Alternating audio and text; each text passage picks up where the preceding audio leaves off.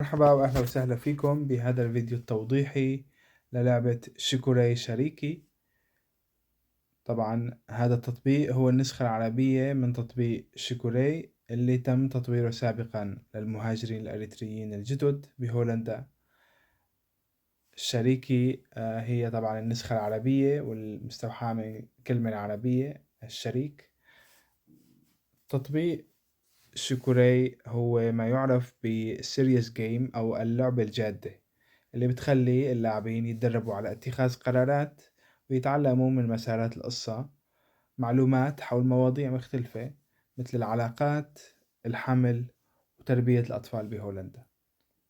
طبعا هاي النسخة هي نسخة عربية هولندية تم تعديلها خصوصا لتناسب فئة القادمين الجدد الناطقين بالعربية، وممكن التنقل بين اللغتين الهولندية والعربية بأي وقت خلال استخدام التطبيق وخلال القصص. بعد تثبيت التطبيق لأول مرة رح يطلب من المستخدم الإجابة على بعض الأسئلة لتكوين ملفه الشخصي، وهالشي رح يكون بس أول مرة خلال الاستعمال.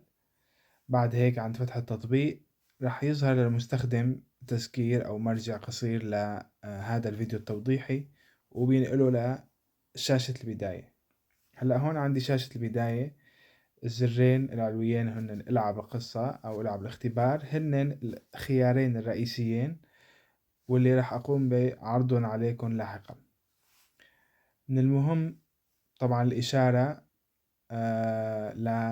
لأيقونة اللغة أو رمز اللغة بأعلى يمين الشاشة، واللي من خلالها ممكن الواحد يبدل بين اللغتين بأي وقت خلال الاستخدام هذا التطبيق. طبعا بهذا الفيديو التوضيحي راح استخدم أنا النسخة العربية، وخلينا نبلش مع العب القصة. الخيار الأول بينقلنا مثل ما نكون شايفين لعرض الشخصيات الرئيسية بهاي النسخة من اللعبة.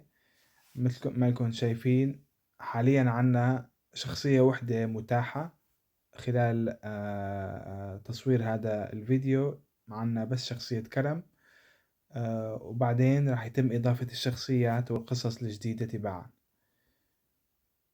تحت اسم كرم بنشوف عنوان القصة الخاصة فيه، وهو طبعا كمان الموضوع الرئيسي بقصته أن تصبح أبا بهولندا.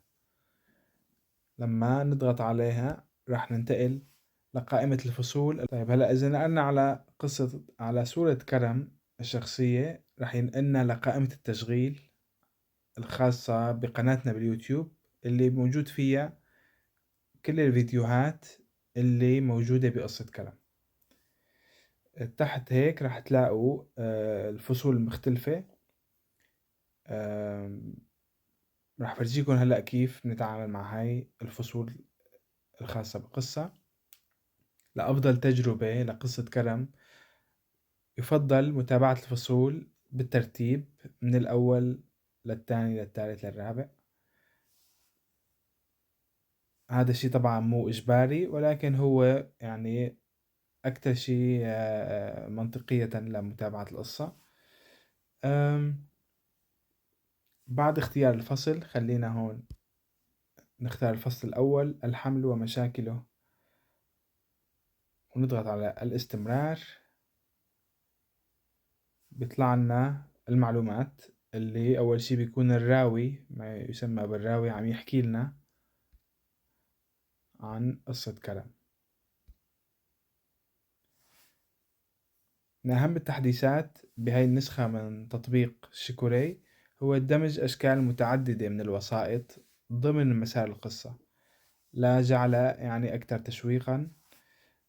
هاي الوسائط يعني انتوا رح تشوفوا مو بس حوارات، رح تشوفوا كمان فيديوهات مدمجة وصور ومقاطع صوتية، وهذا الشي بتتحكموا فيه من خلال الضغط على تابع أو الاستمرار. وراح تشوفوا هلأ أول فيديو مدمج واللي هو الفيديو التقديمي لقصة كرم. راح أعرض منه شوية،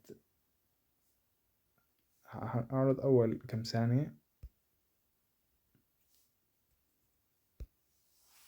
أنا اسمي كرم. قصتي بدأت عندما لم أتمكن من إكمال دراستي في معهد هندسة الكهرباء. كنت مولعا بتصنيع وتصليح الأدوات الكهربائية بشكل عام. تعجبني كيف تتحول الأجزاء الصغيرة في الأجهزة إلى وبنرجع لنكمل القصة. نضغط على تابع. بعدة نقاط من القصة رح يعرض عليك أو عليك كلاعب مجموعة من الأسئلة. هاي الأسئلة بتهدف لتفاعل مع اللعبة، ولكنها كمان بالأغلب هي موجهة بتكون من قبل الشخصية الرئيسية بالقصة اللي بتسألك أو بتسألك كلاعبين عن انتو شو ممكن تختاروا لحتى تساعدوه أو تساعدوها باتخاذ قرارات معينة. رح أعرض لكم بعد شوي كمان مثال عن هذا الشيء. هختار أول شيء واحد من الخيارات، تابع.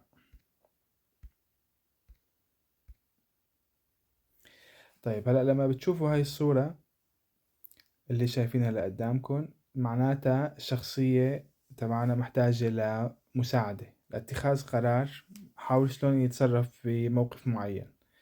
هذا مثال على سؤال تفاعلي رح أفرجيكم.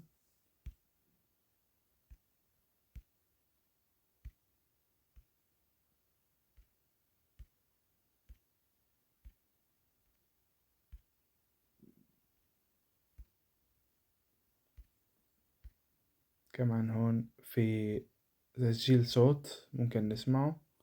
رجعت طلعت لنا الصورة مرة تانية. طيب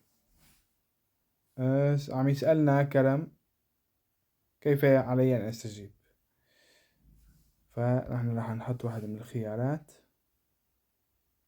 بناء على اختيارنا راح ممكن يتغير مسار القصة ببعض النقاط.